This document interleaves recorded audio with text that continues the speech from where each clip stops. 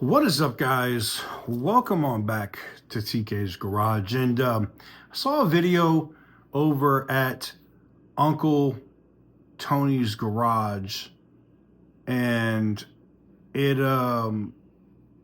it makes a lot of sense. Yeah, I didn't even look at it that way. So let's discuss.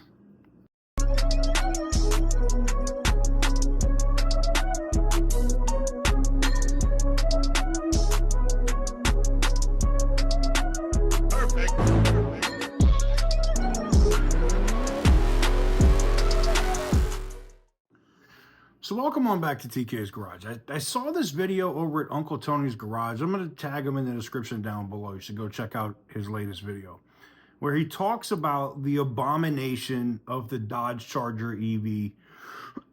It should be stopped. And he made really valid points and stuff that I've already said, like the especially on the Tesla side. Like, you can literally grab a food stamp Tesla Model 3 from Hertz for 20 grand, 21 grand used, and spank a Dodge Charger off the line, a Scat Pack Stage 2 every time and twice on Sundays. It's bad. All right, it's bad. You can't claim to be the most powerful muscle car ever and not be. They shouldn't even call this a muscle car. I agree with Uncle Tony's Garage in that if they would have went full EV and treated it like a Tesla, not the fake shifting, not the BS sound that adds 290 pounds to the friggin' car out of the back, then maybe, possibly,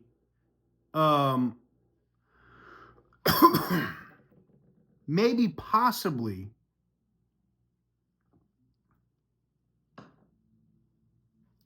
I could be okay with it.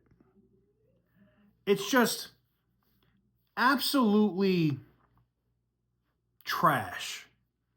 That's the biggest way I can say it. And they did do the media day, and Uncle Tony's Garage talked about that too with media day, where Rich Rebuilds were there, and we did talk about that. Rich Rebuilds, Demonology was there, and all the guys that do actual reviews of these cars, especially on the EV side, not just the Mopar side, all have said that this car sucks. I mean, sucks. And Rich was probably more fair than he should have been. He basically said that nobody's going to steal that car because they're not. Nobody wants that.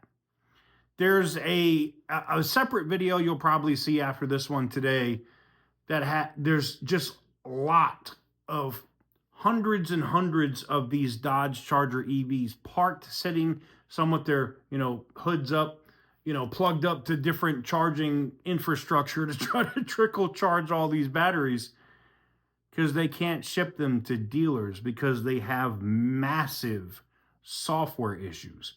Now, some of these software issues came out in reviews, like Throttle House's review. The car was a dog in track mode. It sucked. It sounded good. It was slow. It was faster in auto or, regular mode than it was in track mode. Make that make sense, okay?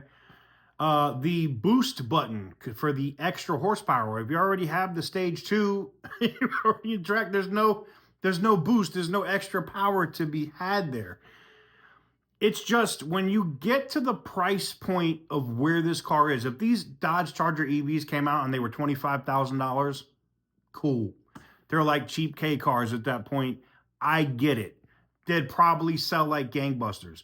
But you're trying to sell these things for $80,000 and $90,000.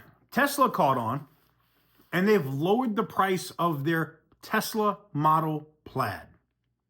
Now, the Tesla Model Plaid will go toe-to-toe with a Demon 170 on the track.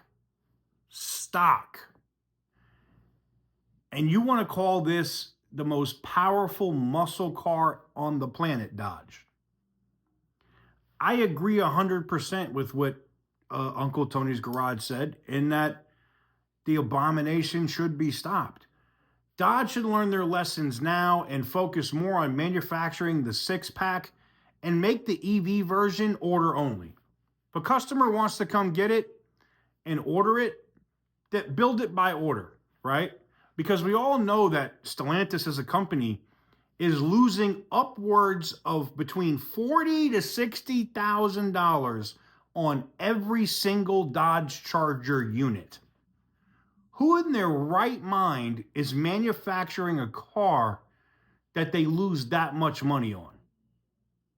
Not anybody that wants to stay in business. And I agree.